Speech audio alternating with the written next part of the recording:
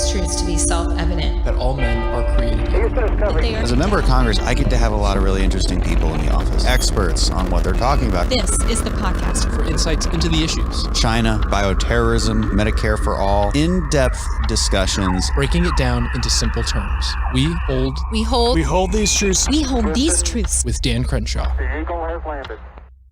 Everyone, welcome back. Really excited about today's podcast. We're going to leave the politics out of it this time, and we're going to we're going to discuss an issue that I think fascinates humanity and all Americans, and that is space. And to help us with that conversation, I have Dr. Serena Auñón-Chancellor. She is an astronaut.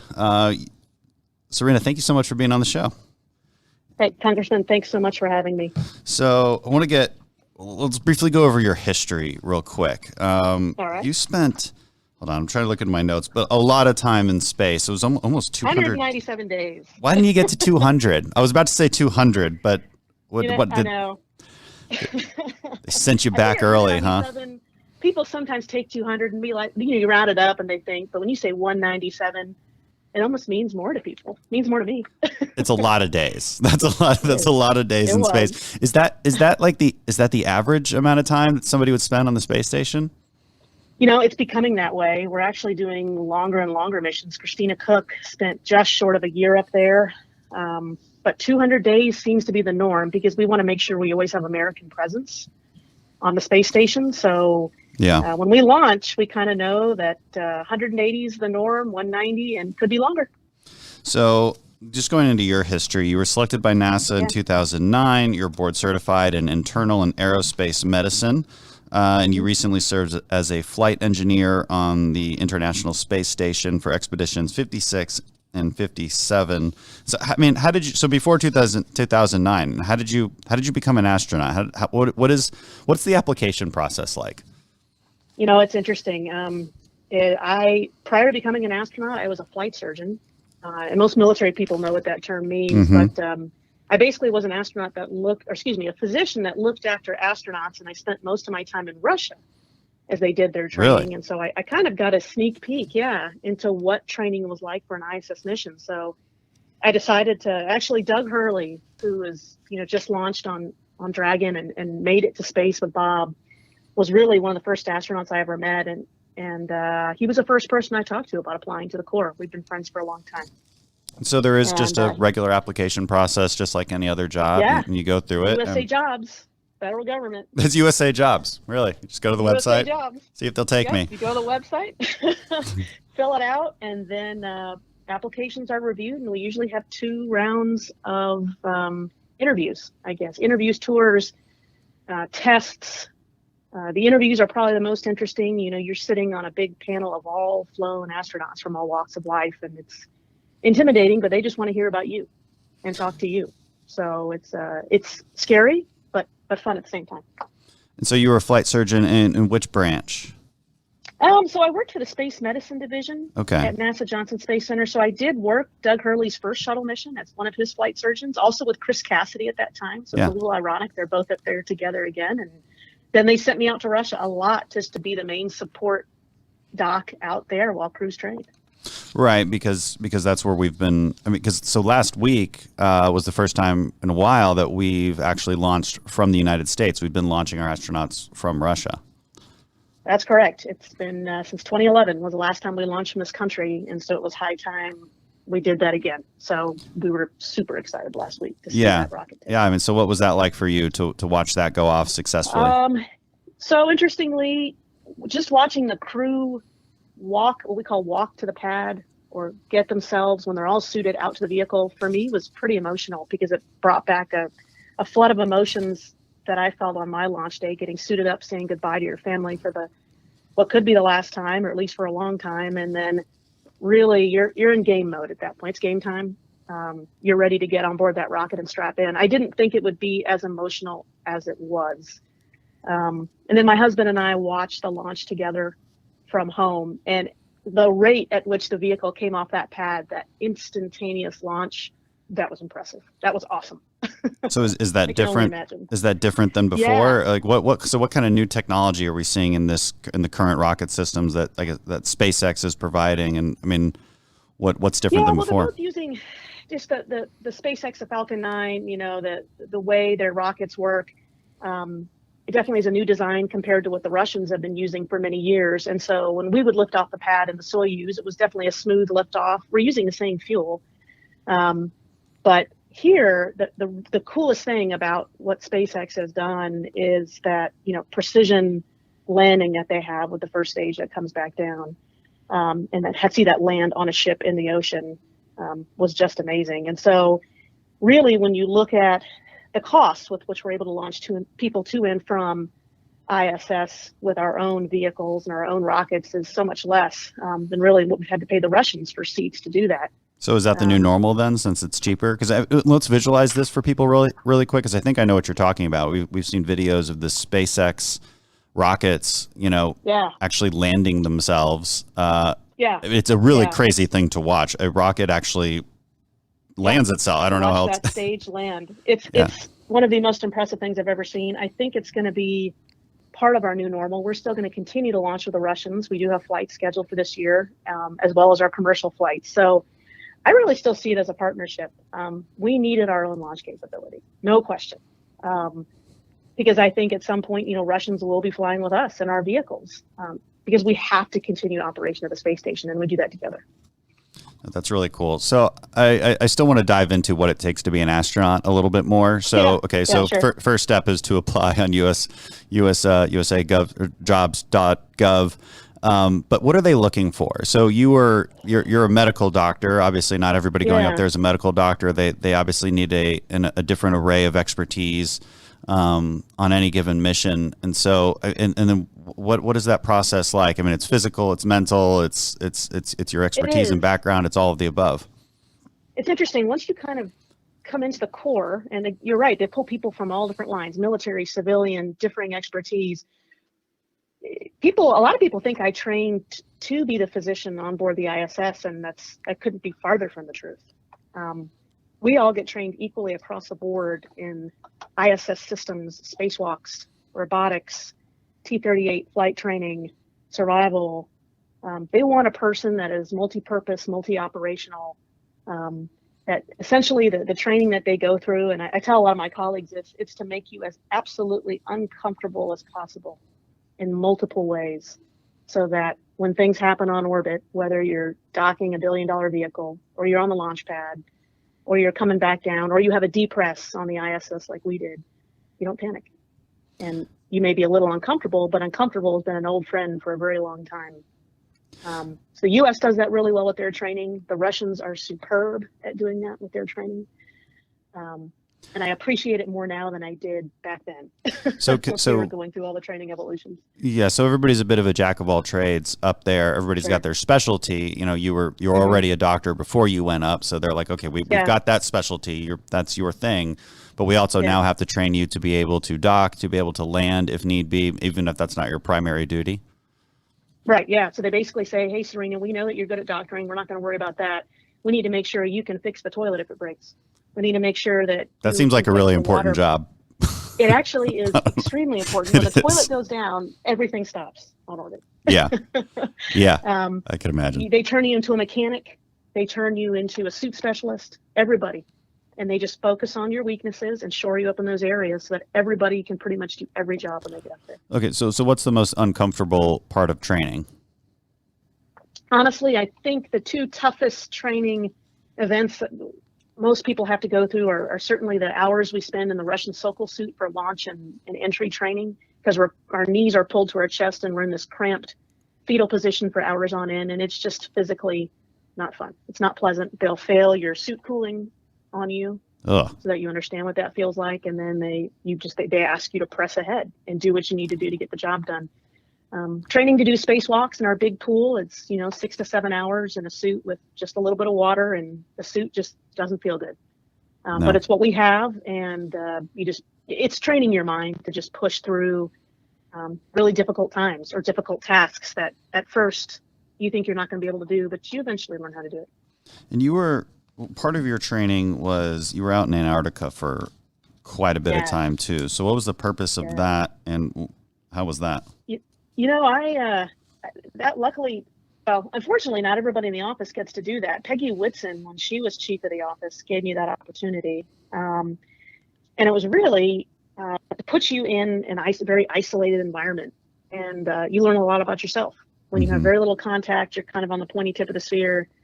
And you're in just a dangerous environment, similar to spaceflight, where if you don't have the right gear or clothing, it could kill you. And so I loved being in Antarctica for 2 months. I was with a bunch of scientists who were all specialists in meteorites. I was not.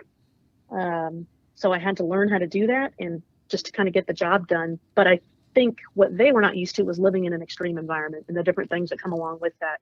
And I did learn a lot about myself and what was important to me during those 2 months living out on the ice. I loved it. I miss Antarctica. Yeah. So how did they set it up though? Is it basically a mock-up of a space station out there and you have to pretend you're in space, or was it just No, it's interesting. They just send you out as this team of scientists to go find meteorites on the Antarctic ice. Okay. So it's basically a science expedition funded by the NSF. Okay. And they love having astronauts just because of a different perspective that we bring. So we pitched our tents, the same tents that Robert F. Scott used when he attempted to go to the South Pole, or he did make it, died on the way back, of course. But and so we just live on the ice with nothing around us for about 2 months, and we'd go out and skidoos every day, about 40 to 50 miles, and try and collect these billion-year-old artifacts from our solar system. Did you find anything cool? We did. What'd you find? We found over 300 meteorites. It was impressive, and you have to remind yourself how old these things are when you're holding them in your hand. We tried not to contaminate them, but essentially brought them back and sent them to the Smithsonian for further study. So that was one of the neatest training events I've ever done. Was there anything unexpected that we've found so far from some of these? Yeah, sometimes we find pieces from the moon. Mercury even is the big one we're looking for, and or Mars. So meteorites that land on the surface don't have to just come from the asteroid belt, but they can come from planetary surfaces that have been ejected off. And so how do you know it's from there? How do you know it's from Mercury or Mars? Well, so I will say this. You see enough of what we call typical chondrites or typical meteorites when we are searching. And when you see something that looks just a little bit different, it almost sticks out like a sore thumb. You know something looks different about this thing, about this rock compared to the other 200 you've just collected. But you have to wait till later when it gets classified by the Smithsonian for them to say, oh yeah, guess what? This was from Mars. How worried are you that we get hit by a big meteorite in anytime soon? I'm not too worried. I mean, is it possible? Sure. We monitor things pretty well, but yeah, I'm more worried that I'm more worried about trying to get our stuff together so that we can get back to the moon by 2024. That's what I'm worried about right now. I want to make sure that pushes forward, and I know that's what we're trying to do. Well, what's stopping us from doing that? What are the obstacles to getting back on the moon? Well, certainly funding is always one of them, as everybody knows. We've contracted out really cool external companies to begin working on lander systems and the systems for Gateway themselves, the module itself that's going to be orbiting around the moon. It's just anytime you're trying to do something new like this and put humans on a different surface, it's just hard. And there are things that pop up that surprise you. Yeah. And it's trying to get all those systems to work together in concert.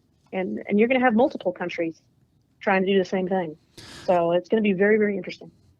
And I guess I guess a lot of people are wondering, well, we already did it back in the 60s, so why is it so hard to do by 2024? Is it just because we're trying to do it much cheaper? Are we trying to do more things on the moon? Are we trying to have a more permanent presence on the moon? And what is the point? I mean, why do we want to be on the moon?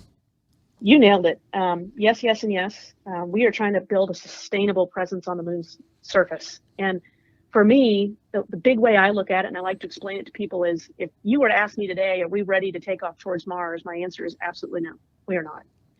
We need to build a sustainable presence on the moon to test out those engineering technologies, figure out the best way to protect the human, look at habitats, discover things about science we have not yet discovered before we set out, no kidding, on an exploration class mission. Yeah. And the moon is still close to home. It's like a playground, an industrial and engineering playground really close to Earth. And it affords us that opportunity to develop the technology we need to develop.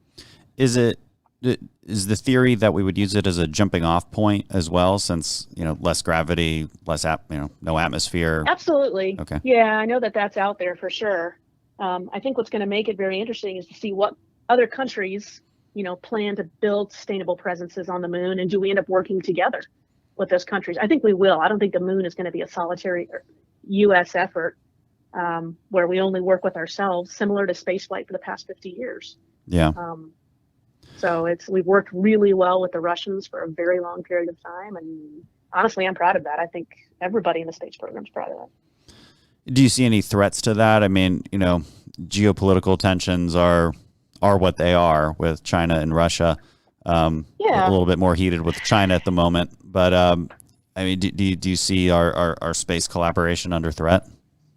I don't, and I'll tell you why. I think part of it is because we are so really codependent on each other up there. We understand that we need each other to make sure our country's respective space programs survive. It was interesting because when I was up there, I used to get that question a lot about it, because there was a lot going on the ground, politics-wise, between the U.S. and Russia, and people would say, "Hey, do you talk about this up there with your Russian cosmonaut colleagues?" And I'd say, "You know what? I don't mean to make a pun here, but we really see ourselves as above all that." Hopefully, our job is to make sure, no kidding, we represent our country, keep the station running strong, and we have to do that together. Yeah. So we didn't bother ourselves with that up there. It wasn't part of our daily operations or thinking. Yeah, I mean, above it, metaphorically and physically speaking. Exactly. So let's talk about that for a second. What it's like just living with other human beings in such close proximity for that amount of time. I mean, and I have a sort of an idea being on deployment, and that's kind of close proximity. But there's fresh air. There's different things. Maybe my Navy colleagues on a submarine have a much pretty. Actually, that is pretty, I guess, good. Probably the best analogy to being in space. But it is a little bit different in many ways. Yeah. I mean, what's your best experiences and worst experiences? And do you think everybody was psychologically ready for that? I think everybody was psychologically ready. I couldn't have asked to fly with better personalities than I flew with up there. And personality really does drive a mission and how successful you feel at the end of it. The group that I flew with, I think we all recognized the importance of what we were doing, but we always maintained a sense of humor. We had to on a daily basis. You're working long hours. Mm-hmm. But what I appreciate about the group I flew with is at least once a week when we had gathered together to eat, we would take the time to, I was going to say step back, but that doesn't really work up there, to float back a little bit and ponder what we were doing and exactly where we were. Because you get so busy with the daily operations, you forget what you're doing. Yeah, you forget the significance of it. Oh my gosh. And we would remind ourselves of that and appreciate it as much as we could. We wouldn't dwell on it because it can begin to stress you out after a little bit. So you appreciate it and then you move on. But I was really thankful that the folks I flew with, whether they were American, Russian, or European, all felt the same. There was no difference there. And then physically, what's it like coming back? I mean, because you're in a weightless atmosphere. Yeah. We've seen the show, what's it called? The Expanse, where, there's like gravity torture. So this is a sci-fi show, so I'll explain it really quick. So there's, I've seen it. Yeah. Yeah. But for the audience real quick. So there's in this future, there's Earthlings and there's Mars has been, it has habitants on it and it's like its own country. And then there's the belters, the people who work on asteroid belts, and like they've basically never lived in gravity. And so if they ever go to Earth, it's like devastating for them, and they have to be held in a tank of water in order to survive because the gravity is just so devastating to them. And so, I mean, you guys actually see that to a lesser extent. It's not torture for you, but I'm sure it's painful. Well, the term gravity sucks for the first 2 days or 3 days definitely holds. It's not fun. And everybody's different in how fast they readapt. But I remember landing. We landed in the wintertime in Kazakhstan. There was snow on the ground. And the vehicle landed upright, which is great because it's still almost immediately. And then we waited for the SAR forces to land and come and get us. We had about 10 minutes. And I had heard about how the brain readapts once you land. It's not used to quick head turns. It's used to operating without gravity, and you really have to almost reprogram it by exposing it to gravity again, but you don't feel well immediately. So I decided to test this theory while sitting in my seat waiting for the SAR forces, and I turned my head to the right to look out the window, and I felt like I was tumbling in that direction. So I very quickly decided to stop that experiment, turn my head back center, and just wait for the SAR forces to come. And that was the hardest part about coming back, was retraining my brain and my sense of balance. Yeah. Up, down, left, right, to just get that back in order those first 24 to 48 hours. I'll be honest, my first shower I took sitting down on the ground. Yeah. That is where I felt the most stable. Yeah. So you can barely walk, you're saying. I mean, they make you walk because they put you on a helo. Yeah.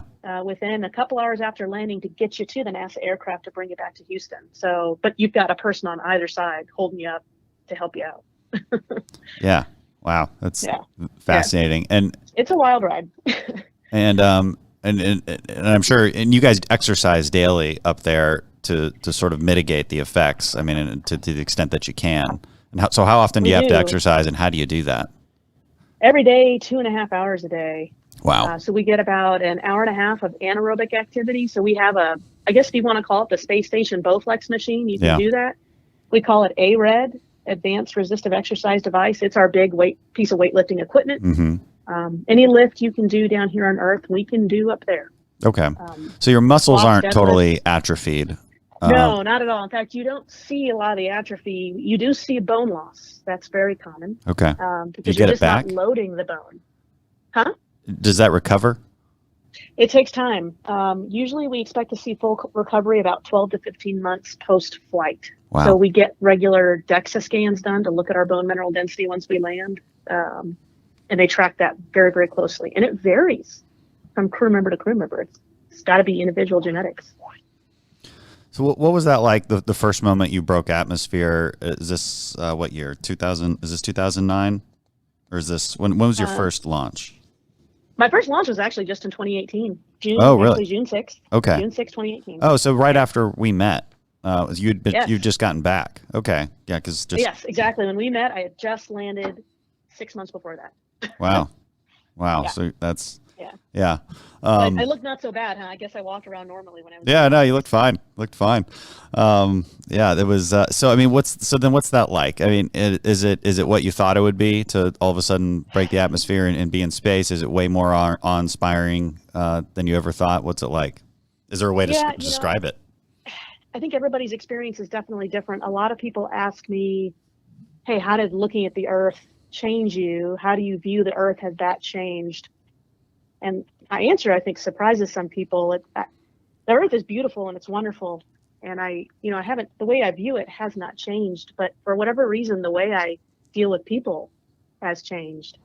I guess I just find myself more patient, more wanting to form a connection with people than I did before. And since I'm a physician, that, definitely it's a plus. But I love listening to people's stories. Nowadays, I know a lot of people want to hear my story, but I love listening to people's stories. And so I feel like spaceflight just gave me a new appreciation for that. And the other thing it did is people say, "Hey, what did you miss about the Earth?" And my answer to that is I miss how the Earth felt. I could see it every day as much as I wanted, the most beautiful views you could possibly imagine, but I couldn't feel the wind. And I couldn't feel the rain. And I couldn't feel the cold. And I miss that tremendously.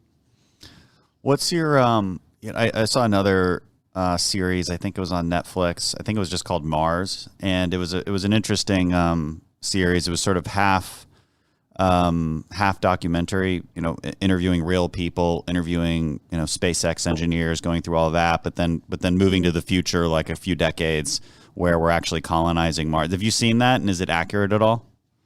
I have not, but I think I've heard about it, and I think people, we are definitely on the right track. Our big goal has to be to get out towards Mars and to colonize it. And I think people understand, that's a challenge. People say, what are our biggest hurdles? Number one is protection of the human. How do we keep our people safe all the way out to Mars, planetary surface stay, and then all the way back? And then How do we make sure our engineering on board the vehicle is robust enough that it makes the trip? And if it does break, right now, if the toilet breaks on ISS, we have tons of people on the ground ready to help us fix it, and I have real-time communication with them. Yeah. That is not going to be the case on the way to Mars. We're going to have to deal with autonomous ways for the crew to be able to fix things themselves, and time delays. And so we're dealing with that now. We're trying to use ISS as that test bed right now. But there's a lot we still need to work on. We'll get there, but and what's from a broader perspective? I mean, what's the because a lot of people might say, well, you know what, we've got plenty of problems here on Earth. We don't need to be spending all these resources to get to Mars. And so what would you say to the skeptics out there that don't think that we should be spending those kind of resources just to go to a dusty planet? You know, what's the benefit? What's the real meaning behind it? Absolutely. So I think you can take the big philosophical meaning of humans, you know, always need to explore and to push beyond the boundaries that we have. And that's good. I could talk about that. But what resonates more with people that I talk with, and especially as a physician, is, hey, what have we gained along the way while in development for this? What have I brought back? More specific, what have I brought back to my patients down here? What have I done on board ISS when looking at, or for example, the shuttle, when they looked at new ways to examine the shuttle tiles to make sure there was no damage done? Has that technology translated into something else that helps people? And yeah, it has. Those software algorithms are used in 3D mammography to better detect breast cancer. Yeah. So I always turn it into something to try and make it personal to people. Otherwise, people don't care, and I don't blame them. If they don't understand what we're doing, most of the life sciences research we do on board the ISS, 70 to 80% of that is for health here. It has nothing to do with me and the next person going to Mars. Absolutely nothing. So that's interesting, yeah, because there's all sorts of different experiments that occur up there. Why do they need to occur up in space? You know, for use back on Earth. Is there something special about being in a no gravity environment? And what's your favorite experiment that you've seen?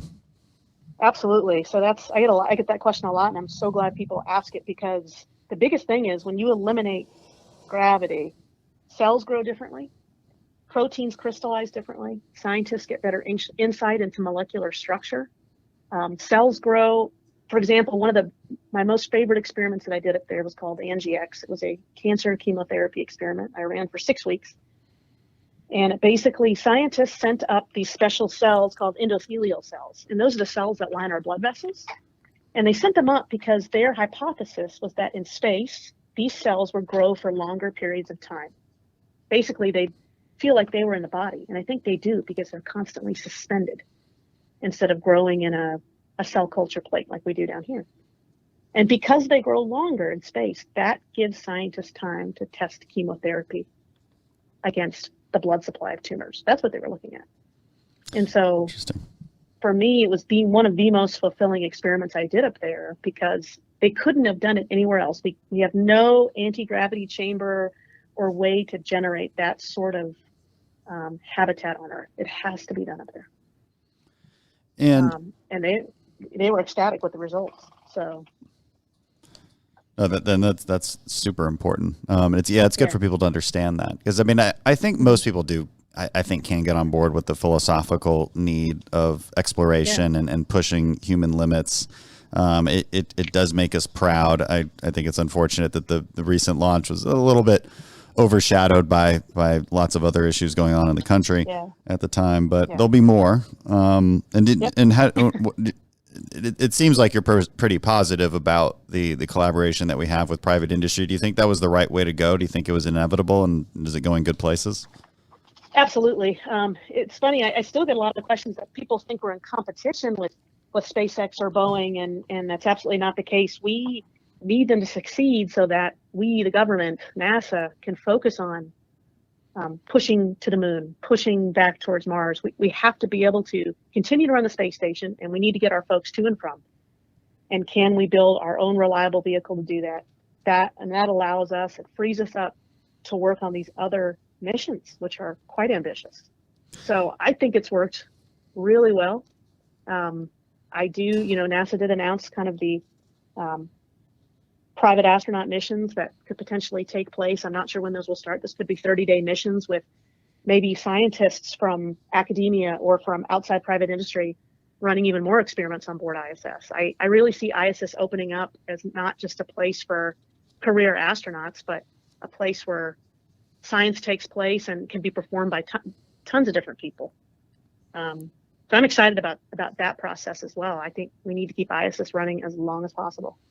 Yeah. And do you think it's pretty important that America remains, number one on this? I mean, there's, again, not just for geopolitical. I think there's geopolitical reasons why we should, just because, I don't think it would be good to have what would I say? I guess, allow space to be controlled by our competitors and adversaries. There's a lot of good reasons, national security reasons for that. But I think there's an American pride at stake as well. There is. America sacrificed a lot early on, as did other countries, but we sacrificed a lot early on to push into space.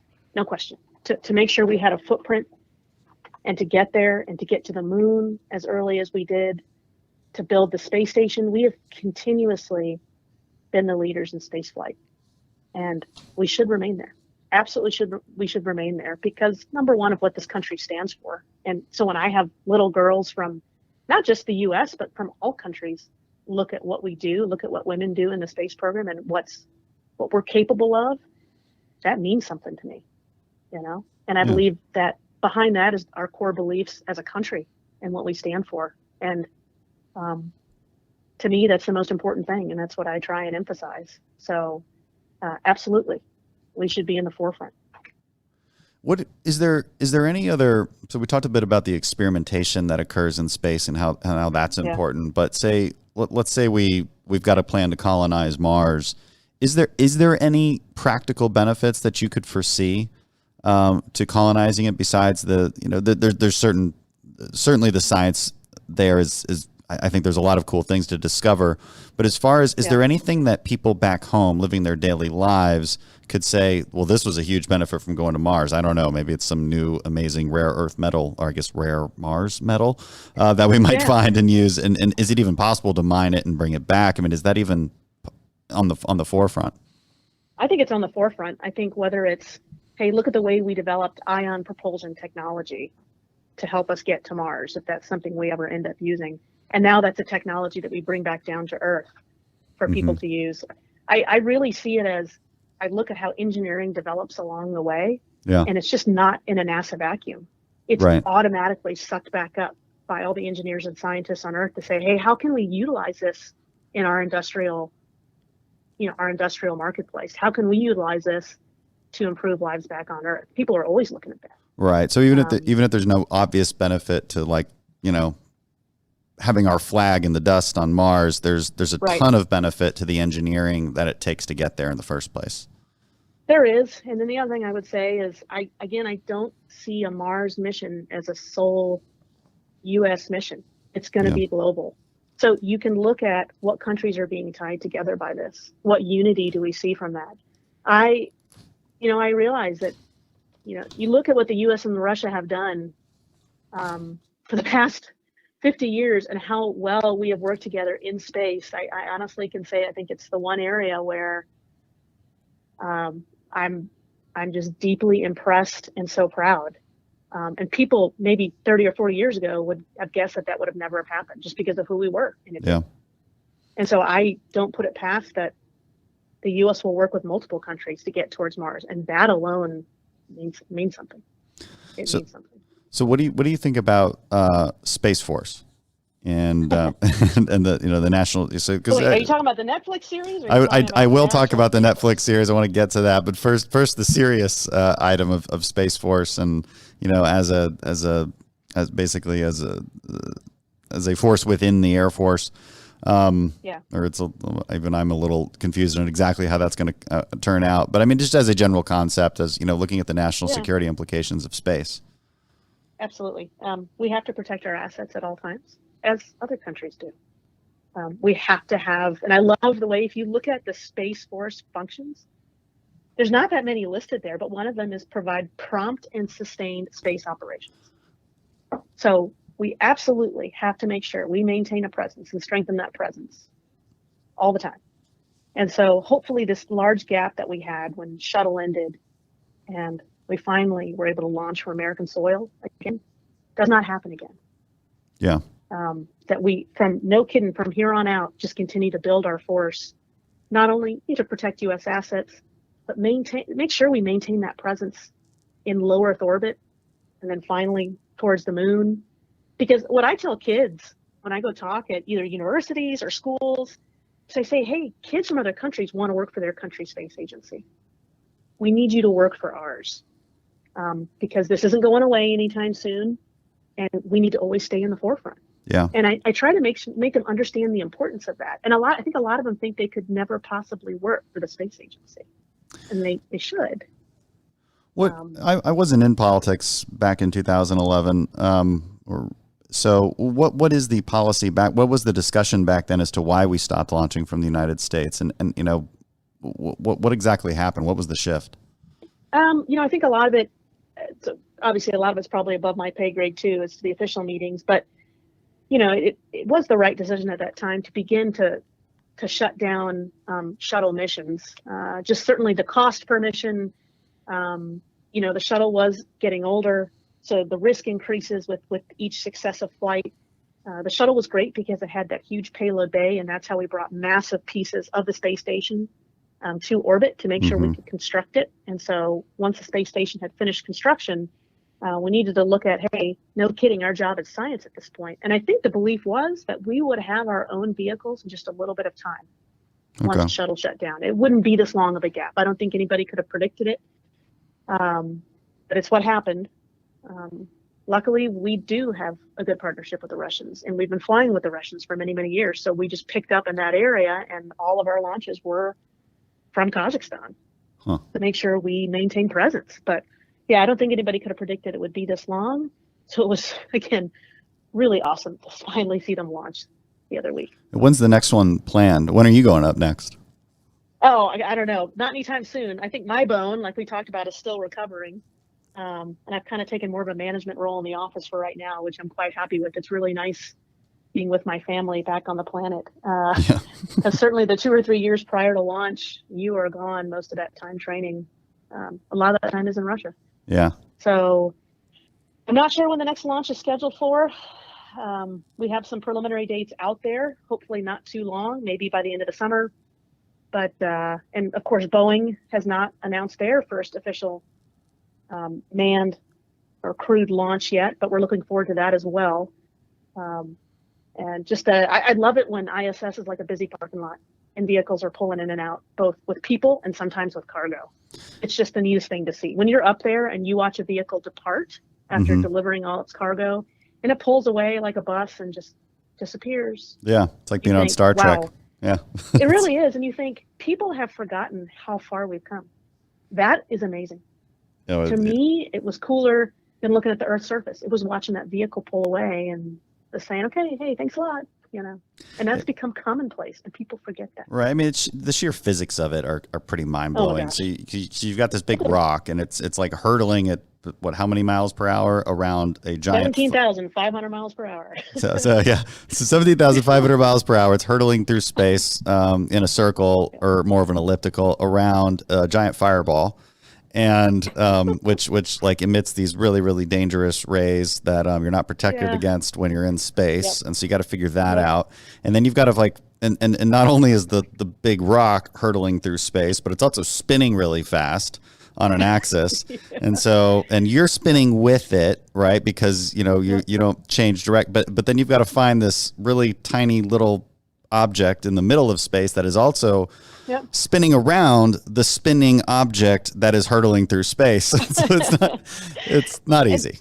And the best part is that little object is trying to find you and making these delicate thruster maneuvers. And then it pulls up to about 30 meters from space station, and it goes into what we call a hold.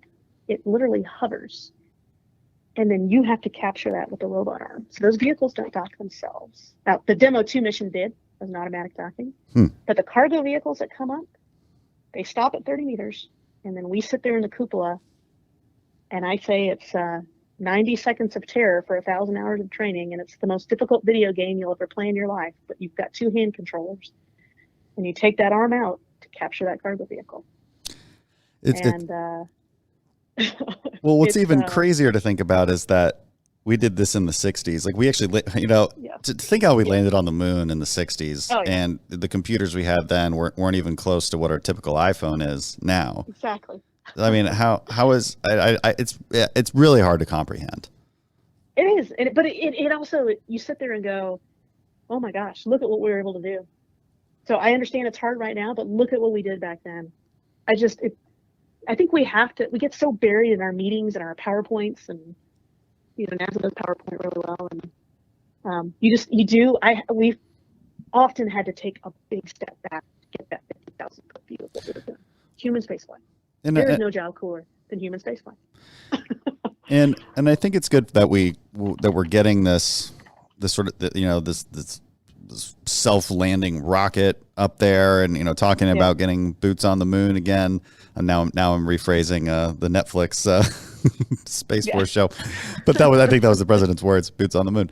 And so, we're getting there finally. But I think in the 60s, people probably thought we would be somewhere way different than we are now. And I wonder if that's been disappointing to the American psyche in a big way. And I think it again, it kind of goes back to the philosophical reasons for space flight and space exploration. Is I think people need to see that progress. I remember the 90s, right? We all thought we were going to have flying cars. Like the year 2000, it was all going to be crazy. There was going to be flying cars. And it's like, why don't we have flying cars? I mean, the technology is easily there. If it's, it seems like there has been a bit of a lack of will, and it's frustrating for people. Yeah, and I think a clear mission as well. And when we finally announced Artemis and the drive to get back to the moon, that has reignited interest in human spaceflight, as well as this launch we just had, more than I've seen really the past 5 to 10 years. When you're not launching from your own country, it's hard. Yeah. People want to go. They want to stand on Cocoa Beach again and watch a vehicle launch. It's so powerful. It is. I don't know how many kids years ago who watched those launches and they're now engineers or scientists for NASA today because it was so meaningful. Yeah, it was for me. I went to space camp, here in Houston when I was a kid. Yeah, and it means something, and people don't understand how powerful that is at an early age. So that's what I'm excited to get back again. That is really cool. From America, yeah. So what do you think about, so now what do you think about the Netflix show, Space Force? Have you watched it? I have not. Oh. A couple of my friends have, I know. And it's funny because anything usually space and comedy related, we watch. The few parodies that went on when we were up on orbit, John Oliver did one and Steve Carell did a parody. It was actually kind of neat. I was so excited to see Steve Carell wearing a blue NASA flight suit with my mission patch on it. Oh, really? And it was just a funny 2-minute Saturday Night Live skit. We love stuff like that up there. We love it when people make fun of it because it's kind of like you make fun of what you love, you know, and NASA's easy to make fun of sometimes. And so I have not seen the new Space Force. I'm probably gonna have to go home and watch that tonight. Have you seen it? Yeah, we watched the first few episodes. It's from a military perspective, it's pretty funny. They get some of the military humor pretty spot on, I think. With the Joint Chiefs there at a meeting, and they're making fun of the Coast Guard, and it's just like the way they interact with each other. It's like that's actually more accurate than people might realize. All right, I'll have to watch it. It's funny. It's funny. He goes out and so Steve Carell plays like the 4-star who is newly in charge of Space Force. And they send him, the one episode, they send him out to this like habitat where, people are, I guess a scenario habitat where they're growing potatoes and stuff and just eating potatoes all day. Like a Martian. Yeah, exactly. Like as if they're on the moon. Everybody's really grumpy, because they've been sitting, for understandable reasons. It's funny. I mean, it's like, I can't imagine how you'd get through space travel without a very deep and even dark sense of humor. It's kind of like, and I understand gosh. that from the SEAL platoons for sure. Yeah.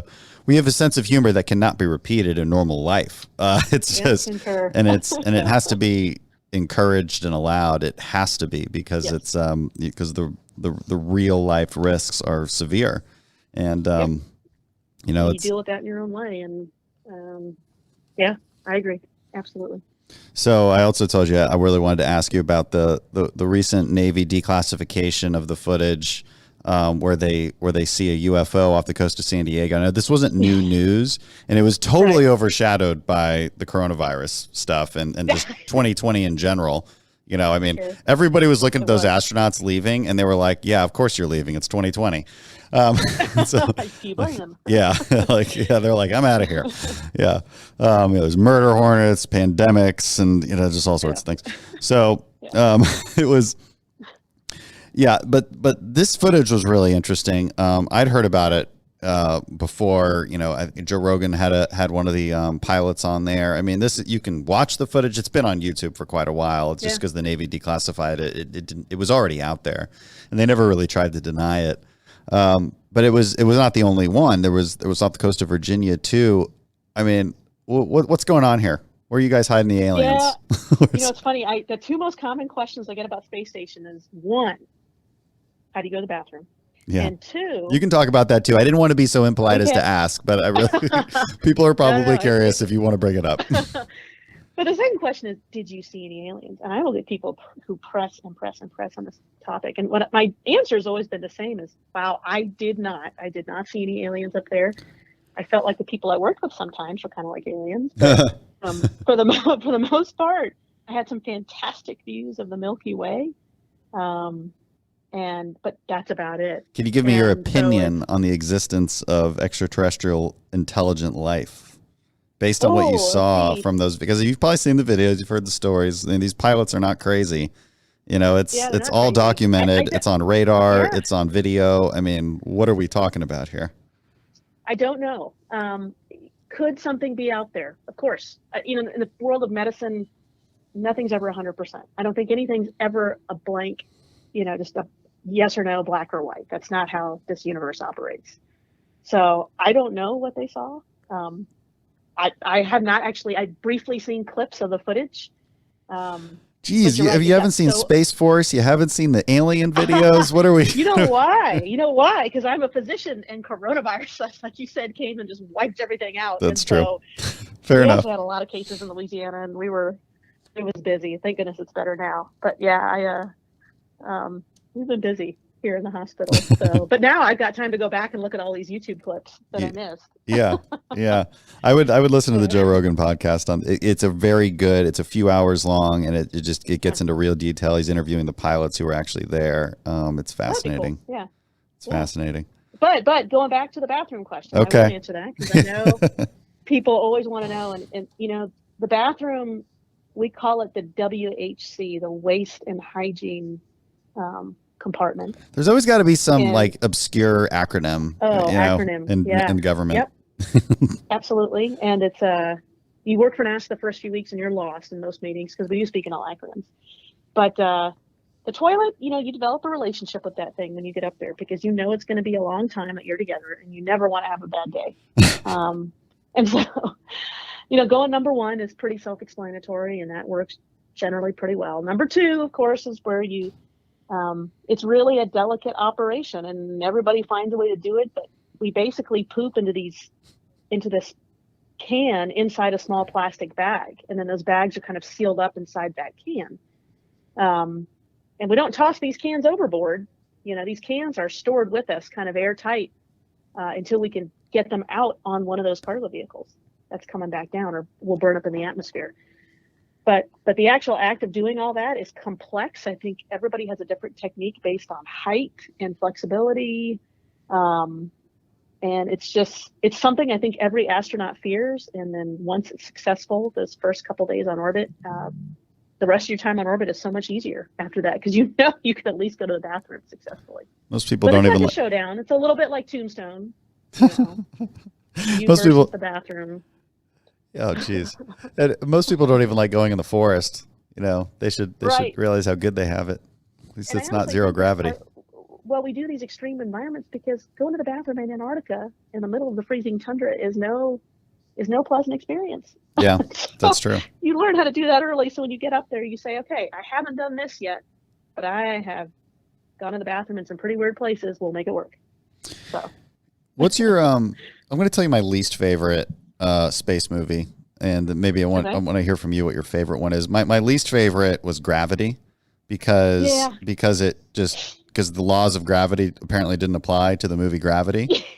And it really frustrated me to see George Clooney, have to like cut his rope or whatever, and then fall. I'm like, you're in space. What do you do? That didn't make any sense. It really drove me crazy. So that's my least favorite because it just completely defied the laws of physics. But what's some good ones? There's been a couple recently. Was it with Brad Pitt? What's that one called? Have you seen that one? Oh, yeah, I did see that one. I actually really enjoyed The Martian. Yeah, I thought The Martian was good. You know how you say that? But how much money have we spent saving Matt Damon? Honestly, this is getting out of control because it wasn't just The Martian; it was Interstellar too, and he was a bad guy in Interstellar and Saving Private Ryan. I think there's a fourth one I'm missing. Yeah, you're right. Yes, Good Will Hunting. I don't know if he was kind of. He wasn't saved then. There was something else where he had to save him again. It was very frustrating. Yeah. You're right. We spent a lot of money to save Matt Damon. The Martian, similar to how you say Space Force kind of got the military right in some aspects, The Martian really did a good job, especially with the novel, of getting NASA right and how we operate and how we think. And just have those discussions behind the scenes. I thought it pegged us pretty well. We all kind of giggled when we read it because we just identified with it. And besides the fact that we ignored the entire gravity issue as well on that planetary surface, just probably would have made the movie a lot harder. But in what way? I'm not sure we understand what you mean by that. We don't have Earth's gravity on Mars. Oh, were they? In that movie? Okay, it's much. Yeah. Okay. So I mean, it was, everything he did. It was like he was walking around as normal on right. on the Earth's surface, and it obviously this would have made the movie much more difficult to try and create and produce. But everything else he did, the ingenuity, just the constant, the redesign, the re-engineering, it reminded me of what we had to do back in Apollo 13 especially. Yeah. When, no kidding, everything is failing around you. How do you make a square peg fit into a round hole? You'll figure it out. You figure it out. So what we do every time. Yeah. What is the gravity on Mars? I'm assuming it's somewhere in between Earth and the Moon. Yeah, it's 0.338 that of Earth. So that's low. 0.375 people like to say. Yeah. So you wouldn't be, you wouldn't be walking around as normal. There's going to be probably a little bit of spring in your step. Yeah. The length of the day is about the same. It's a little over 24 hours. But there's no atmosphere. So certainly nothing that we could survive in. And so, but I think what it shows is just we drop more so. It sounds cheesy, but it's not. It's the human spirit. You'd be surprised what humans can do, even in the most isolated of environments, even when they're by themselves, and what they can survive. And that we don't give ourselves enough credit. We just don't. What we've accomplished before, and I think where we could see ourselves. I don't worry that the human will survive at all or thrive. Is there any reasonable science behind terraforming Mars? Or is it too early to tell? That might be too early to tell. I don't know. Who I would ask about that is another astronaut in our office, Don Pettit, who The Martian reminded me of Don Pettit. He's just a jack of all trades. This guy is awesome. Just a premier mechanic, scientist, photographer. A lot of us make fun of it, that if we were stuck in the movie The Martian, we'd want to be with this guy. Yeah. Because he can just fix anything, do anything, figure out anything, and he's awesome. So I just that would be who I'd ask about that. I am not sure. What about the movie Interstellar, where that was some deep stuff? Did you see that one? There's a lot of theoretical physics in that one. A lot of theoretical physics, and my husband's a physicist, and even he and I watched that the first time, and then turned to each other and went, "Huh?" Yeah. And it took a lot to try and figure that out. It's almost like Inception. You have to watch that 2 or 3 times to figure out the dream within a dream. Yeah, I still haven't figured that out. Yeah. So I don't know what to think about that. I guess similar to you, the movie Gravity, the thing I didn't like about it was that Sandra Bullock jumped out of her spacewalking suit in nothing but her underwear, which is so far from the truth. If you look at what we're wearing prior to jumping in our spacewalking suits, it's completely non-glamorous. It's a diaper. It's moleskin everywhere. It's cooling garments. Yeah. Yeah. Well, that's what got you. That's what got you. That's what, just to see her pop out and to think, oh, no way. Yeah. No way. That's but what was accurate was she was in a Soyuz. She was in that vehicle that I flew in. And that vehicle went through a lot in that movie, but it got her back home. And that's how robust that vehicle is. And that's why we work so hard at building our vehicles, to make sure they were that robust and it could really just go to hell and back and protect you inside.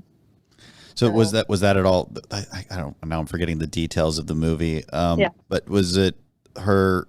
Yeah, because she basically gets back to Earth somehow. Was that at all possible given the parameters they were in?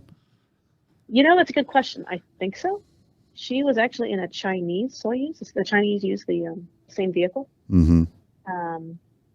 I'd have to look at where she was in orbit and how she got back home. But theoretically, yes, I think she could. Last question, since you bring up Chinese, and man, we talked for a while on this. Unfortunately, we've only got a few more minutes. But it sounds like we've been working in close partnership with the Russians for a very long time. Seem to have a pretty good idea of what that's like. I know the Chinese are part of the ISS, but are you worried that they're doing a lot more things behind the scenes that we don't have any insight to, that are meant to, I guess, get an edge over us or get some kind of geostrategic edge over us? I don't know. They're definitely, they don't, as people know, they don't work with us on ISS right now. Okay. They do not know. Yeah, they're not a formal part of the ISS. So I kind of look to our commander-in-chief, our government, to direct who we are to work with. I don't know what they are working on right now. I will tell you that I think in the future, it's one of these things where, again, it's going to be global. It's going to have to be global. And similar to Antarctica, where you've got bases scattered from multiple countries, and people are kind of on their own scientific program. They do their own thing. When someone's in trouble, every country steps up to help. Yeah. And I really hope we have that same sort of model on the moon. I hope that people have a good political strategic way forward for how we handle things on the moon, because it is owned by nobody. But everybody wants to go. Everybody will be there, and we're going to have to figure out a way to make that work no matter what the country is. So. Well, I hope that's the case too. And I think that's probably a good spot to end. Serena, thank you so much for being on. I really appreciate it. That was really fascinating. That hour went by really fast. No, thank you, Congressman. I appreciate the chance to be here, and it's good to talk with you again. Oh, it was really great to reconnect. And thank you for all the service you're doing our country on the coronavirus.